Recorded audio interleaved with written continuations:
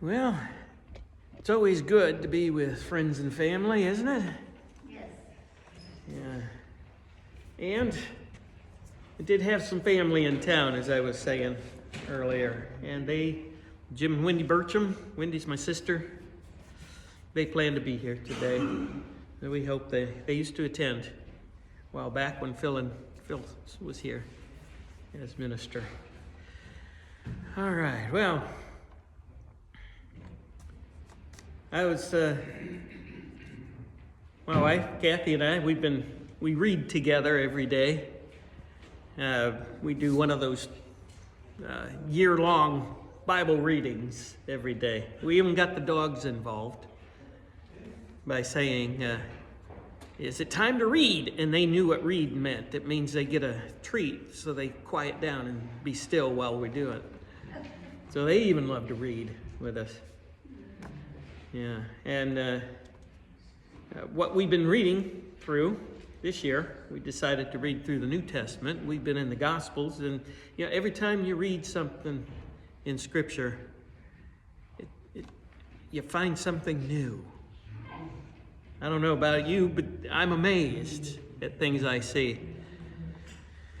Being an educator, going through the process of the degree of education, I've become very impressed with Jesus' method of teaching.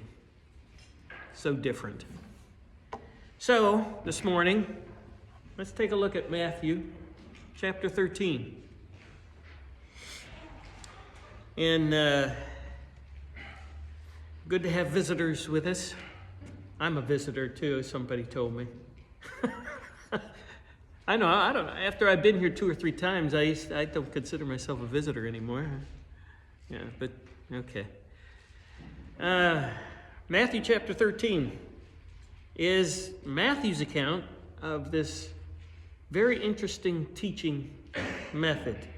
Remember, I mentioned to you before, but the Sermon on the Mount. There, you can tell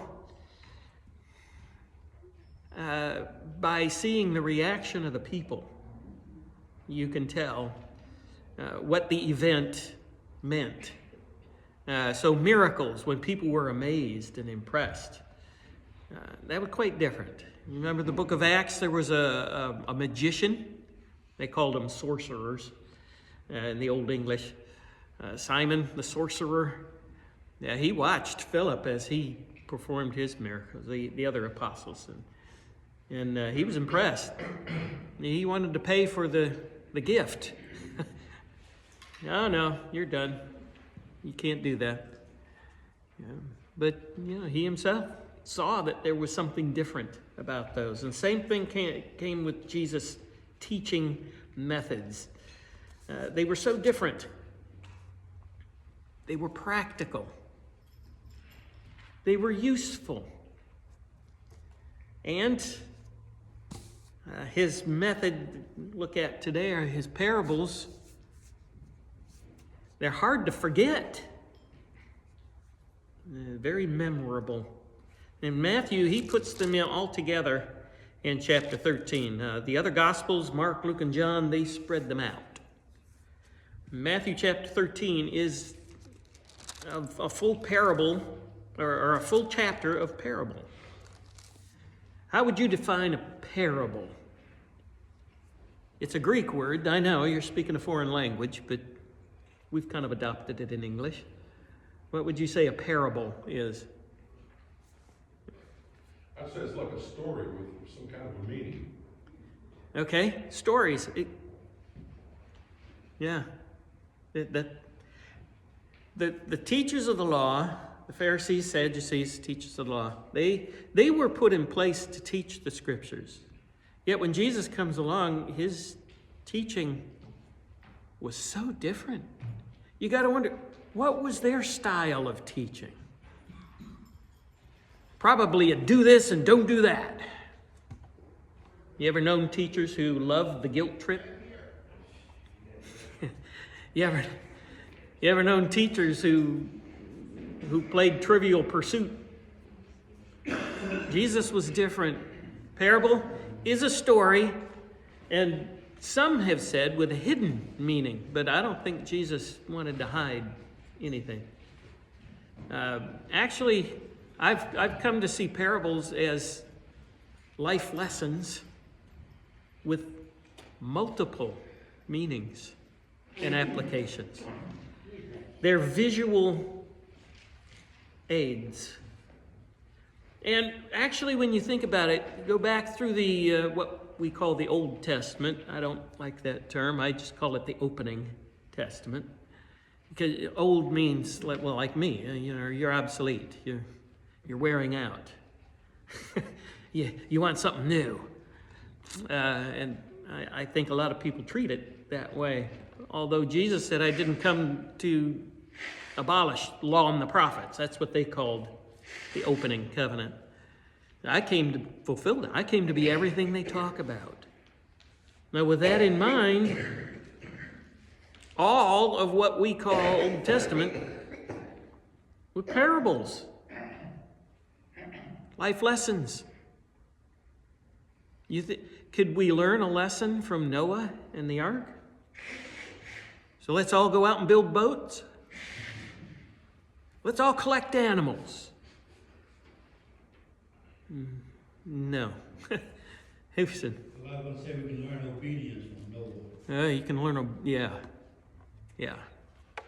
Because how long did it take him to build it? Long time.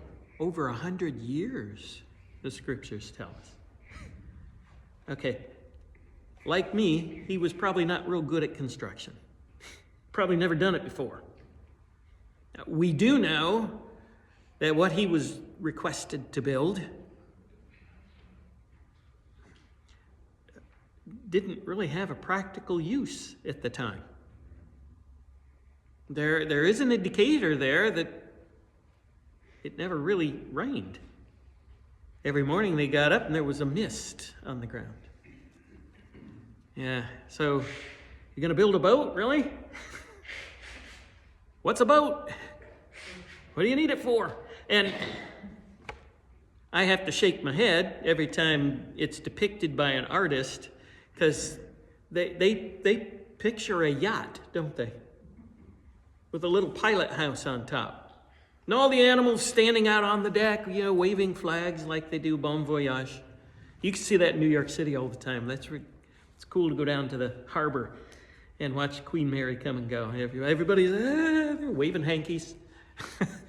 That's how they depict Noah's Ark. Although the Hebrew word for ark, A-R-K, literally means a box. The Ark of the Covenant was not a boat. It was a box, a gold-plated storage box. That's what it was. So it's probably more like what we would see as a hat box or a shoe box. 3 levels, so it was pretty big. Held 2 of every kind of animal, not 2 of every species, but 2 of every kind. 2 dogs, 2 cats. I have enough of that at home. I can't imagine. And they were inside for 1 year and 10 days, if their accounting of days is the same. You feel claustrophobic? What's the lesson? Go back to what Houston said. Stick with it. Faithfulness in doing. That's a good life lesson. All right, you go to the other stories that you have there with Abraham, offering Isaac.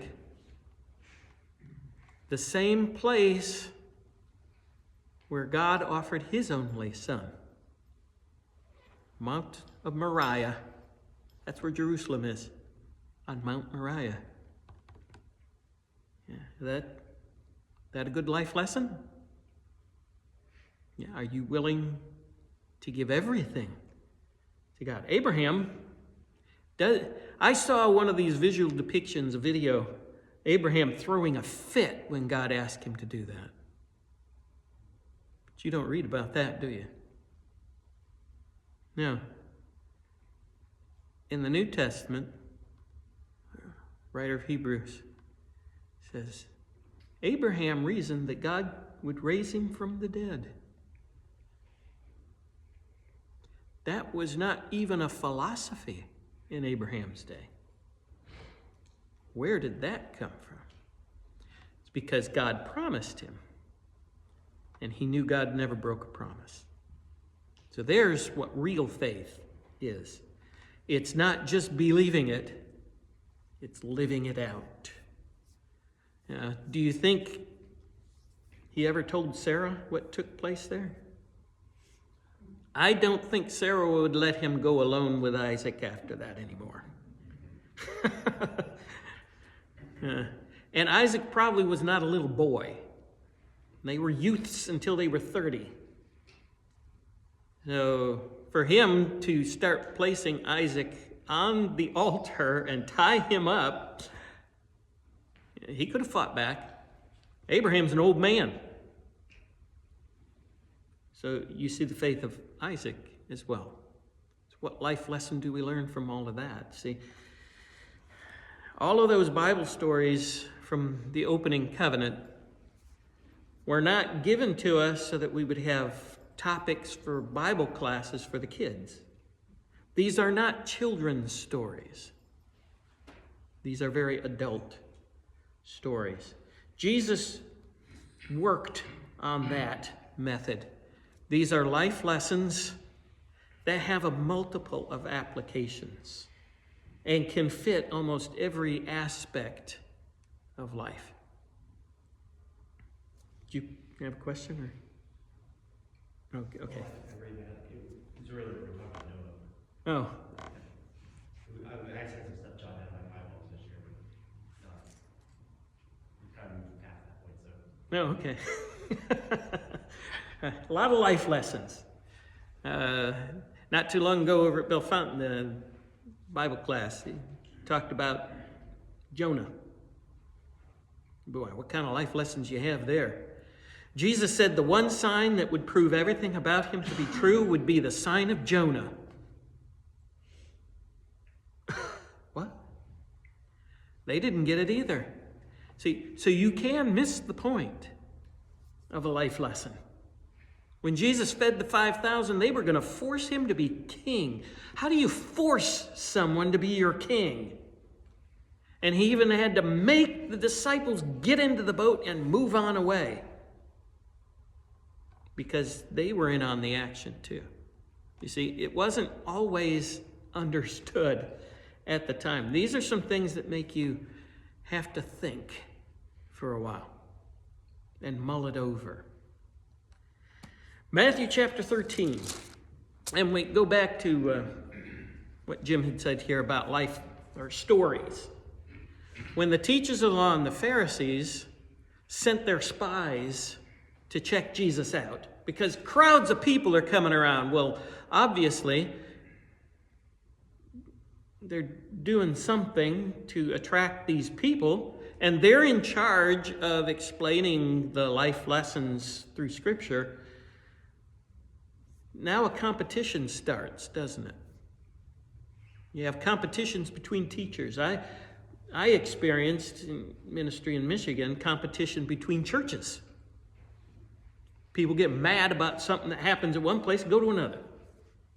That's the problem with having too many congregations close by. You don't stick it out.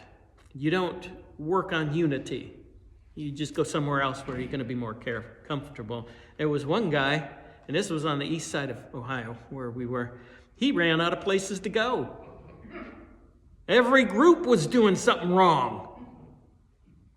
And I just reminded him, it didn't work, but I did remind him, there's only one constant in all of that. He didn't want to look in the mirror. But, all right, these life lessons that Jesus was teaching was drawing a crowd all the time. So much of a crowd, it was getting dangerous. Jesus had to now go out to the countryside, sit in a boat to keep from getting trampled. Now, usually when we see that, right away, we see a congregation growing by leaps and bounds. Oh, they're entertaining the people. And I never really fully understand what's wrong with enjoying being together and learning. That's just me, I guess. But they would send their spies. They sent the spies to Jesus to bring a report back about what he's teaching. Because if you're going to take down an enemy, you got to know what they're talking about so that you can later on make him look stupid. In the eyes of the people, that's what we do in politics too, isn't it? Yeah. That's what happens during the primaries and during an election year. Yeah. The other camps always have to make the other guy look bad. Well, when they returned, their report, what was Jesus saying? What was he doing? Telling stories. That didn't seem to be true to them. Why did the people love it? Well, they needed some kind of entertainment.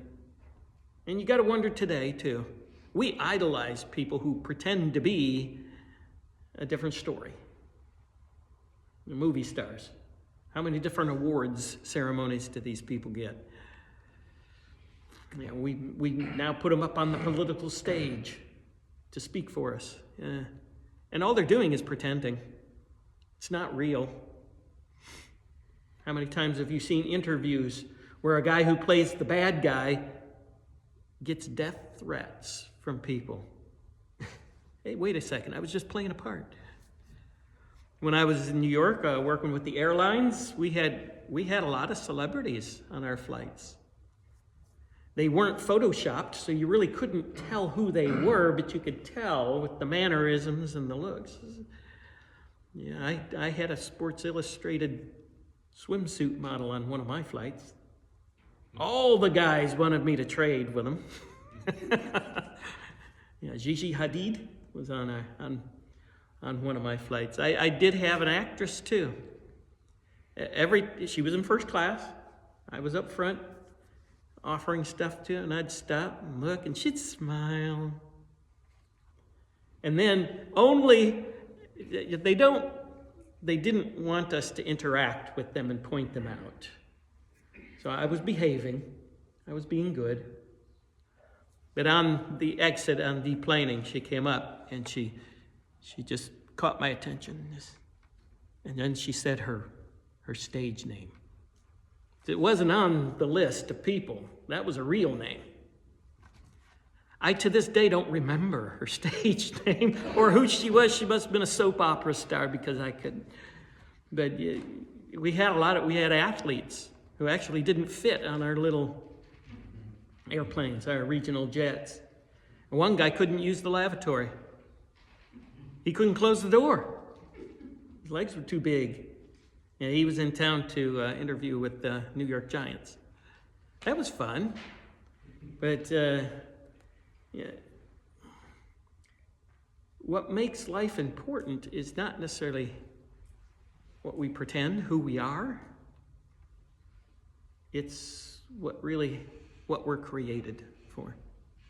And that's what Jesus was bringing everybody back to. So they sent these spies to Jesus, and he was telling stories. But once they came back, they were supposed to arrest him. And they couldn't do it. What? Why? Where is he? You were supposed to bring him back. No one ever talked like this guy. Oh, has he deceived you too? You see, we don't like competition, do we? Although Jesus was not really trying to compete. He was trying to include. And that is what he used his parables for. Chapter 13 is a list of them. And I think we've all had studies in the parables because they're perfect for Bible classes. Even with the children. Children can get it. Children are smarter than we think we are. You ever have children you know by experience? A lot of times they're smarter than you are. Then it's good teaching material. So we have them in there. He starts out with the parable of the sower. And right away, when I was a kid, I'm thinking sewing is like fabrics, stitching. What's he throwing seeds around for? I didn't grow up on a farm. I didn't know what it meant to sow seed. But I think we can, just by giving you the title, you could probably give a synopsis of what took place. What did the sower do with his seed? He threw it everywhere. Well, that's not very efficient, is it? It's really not a parable of the sowing, is it? Because each of the seed fell on different types of ground. What were the different types of ground, if you remember it? Rocky? Good. Good soil. Yeah, my sister's got to have the right answer. Thorny. Thorns? Pathway? It really is, when you look at it deeply, it's not a parable of seed and sowing. It's not a good practice for farming. No, definitely not. It's a parable of the different kinds of people you're going to meet and interact with in life. It's also a parable on who we should preach the word to. Very good. Because you never know, by looking at anybody, how receptive they're going to be. I have heard from many people very despondent. No one cares anymore. No one wants to listen. You're going to have some people who do, but don't act like it. But they are listening. Another interesting thing about being in New York City, there were so many people, yet no one cared what you dressed like or how you acted out in public. You could do anything you want. I remember a bus ride one day when we had Gumby. It was around Halloween time, and it was office party. Halloween office party time. Guy dressed as Gumby got on the bus. No one cared. Another girl must have been in ballet, and she was doing her practice because at night you got light inside and the windows were mirrors then. And she was practicing her ballet steps. Everybody else reading a book. Just, no one cared. No. Anyway, we don't know where the people are. So did he go out and just go to the good soil and throw the seed out there? That's what our farmers do. They don't put it down the gravel driveway. So what's the life lesson behind there? Going back to what Matt said. You throw the seed everywhere. You don't stop and wonder or think or try to consider. That's hard to do, isn't it? I mean, you want to make your time worthwhile. But you don't know what the people are going to be like. So you throw your seed everywhere. Paul uses a different imagery, a different type of parable in 2 Corinthians. He uses, if I can say this in the right way to get the point across, a smell, an odor. When we go through life, we give off an aroma. To some people, our good deeds are a stench. What do you do with a stench? Try to clean it up and get rid of it, don't you? You get rid of the source of the stench, and that might be you in that case. But to others, it's a sweet aroma, and they can't get enough. And you just don't know who they are. And you can't decide for them. And it's not your fault that you stink. Yeah. So the same thing with the parable of soils. Others have said it. If it falls on the pathway and the birds take it away, they didn't take it in. Some fell among the thorns and they grew up. They produced a crop, but it really wasn't very good. It did some. Some fell on the stony ground and they got scorched and burnt. But the ones that fell on the good soil produced 100 times. Now, you can learn a lot of good lessons from that one parable. It's just amazing to me, with just one of them, how many lessons you can get. But look at verse 10, chapter 13. The disciples were even bothered by telling stories. I want some deep truths here. Disciples came to him and asked, "Why do you speak to the people in parables? Just come out and say it." I've heard that a lot too. In my position, usually it's, if you can't say what you need to in 30 minutes, then you just might as well not get up there and talk at all. Yeah, are they really wanting to learn? Are they listening and putting it together? Yeah. This is what they're... These parables, they were stories that were relatable. Sure. People could understand, when you throw seed, Yeah. it's gonna, so they could relate to what was going on. And yet these stories have the deep spiritual meaning. Mm-hmm. And Jesus gave them those. You're going to see, though, with the disciples, until he opened up the reason for it, they were in the same boat as the teachers of the law and the Pharisees and Sadducees. I didn't come here. It'd be like today going to college, sitting in a class and watching a movie. I didn't come here for that. I didn't pay for that. But the teacher then opens up, and in the movie is the life lesson they're trying to get across, whatever subject it is. So he replies with the words of Isaiah the prophet. The knowledge of the secrets of the kingdom of heaven has been given to you. Okay. You are understanding because you're with me. You understand this is different, something is new. But not to them, not to the common folk. They have not had the blessing of your learning and your experience. We have to bring the blessing to them. A lot of times we get annoyed, we get frustrated with people in the world that in religious circles do what we don't do. Okay, they don't have the blessing of the learning that we do. And our purpose is to bring them to that understanding, and they're not going to do it if you're abusive, if you're argumentative. People are not going to want to leave the world where people are fighting and come into a group that is fighting. If we're going to win them to Christ, we have to bring them to Christ.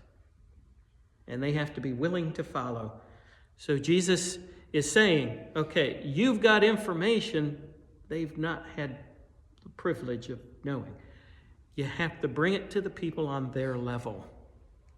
And Jesus was a master at getting the people interested from their life situation. Like the Samaritan woman at the well. You listen to me and I'll give you living water.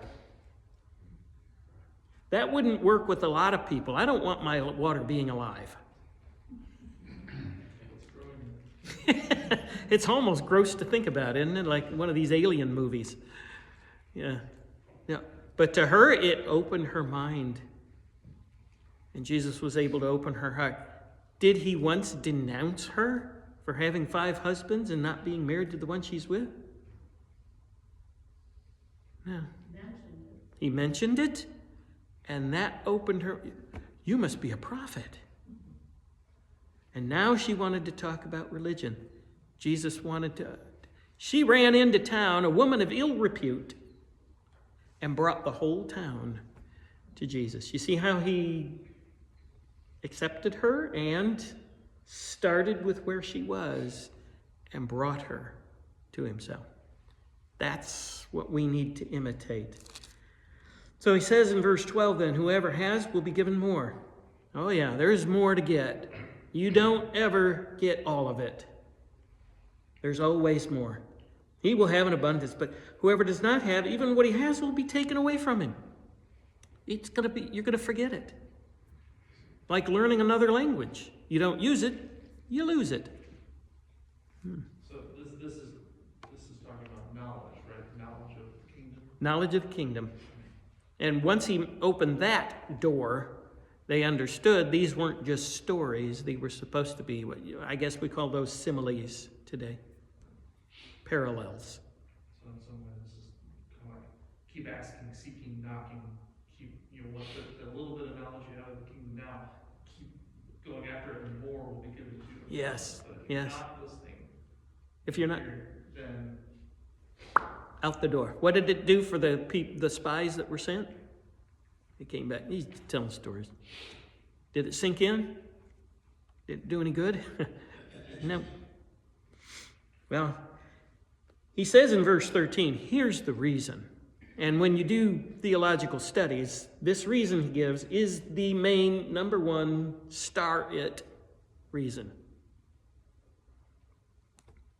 This is why I speak to them in parables. Though seeing, they don't see. Though hearing, they don't hear or understand. So in them is fulfilled the prophecy of Isaiah, and he quotes, "You will be ever hearing, but never understanding." And it's not, he's going to do this to you. This is your attitude. It's not what you're looking for or listening for. You'll be ever seeing, but never perceiving. For this people's heart has become calloused, and Satan is good at doing that, even in the present time. Calloused hearts. And he warned the disciples, too, that in the last days, the love of most will grow cold. Pilate saying, what is truth? Yeah. Come on. I came to explain the truth. Yeah. I've seen the depiction to a guy on stage. He actually spit that. What's truth? Yeah. Well, they hardly hear with their ears. They've closed their eyes. Otherwise, or if they change, or remember the parable of the sower, there are some people here who do want to listen. So otherwise, they might see with their eyes, hear with their ears, understand with their hearts, and turn. And what will God do? I'll heal them. After the church started on the day of Pentecost following Jesus' resurrection, it says many of the priests and teachers of the law became Christians. Now, if he only spent time with those who followed him around the countryside, he's losing out on a lot of people. He said, "But blessed are your eyes because you see, your ears because they hear. I tell you the truth, many prophets and righteous men long to see what you see, did not see it, and to hear what you hear, but did not hear it." And yet, go back again with what Houston said, obey, stuck with it. That's what we're looking for. So there are really two things there. One, I'm speaking in parables so that these people who haven't had the benefit of your learning, who want to know, will listen. But unfortunately, a lot of people are not going to. But it's also, there's also a quote here. At the end of 13 in chapter 34, Matthew points this out. And the reason why Matthew includes all of this, especially this method of teaching, is because of his main purpose for writing this gospel to begin with. Jesus spoke all these things to the crowd in parables. He did not say anything to them without using a parable. So was fulfilled what was spoken through the prophet. Quote from Psalm 78. "I will open my mouth in parables. I will utter things hidden since the creation of the world." Not purposefully hidden so that you can't see them, because that's what Satan got Adam and Eve to eat the tree of knowledge of good and evil for. God doesn't want you to know. He's hidden it from you. He's keeping it secret, keeping it all to himself.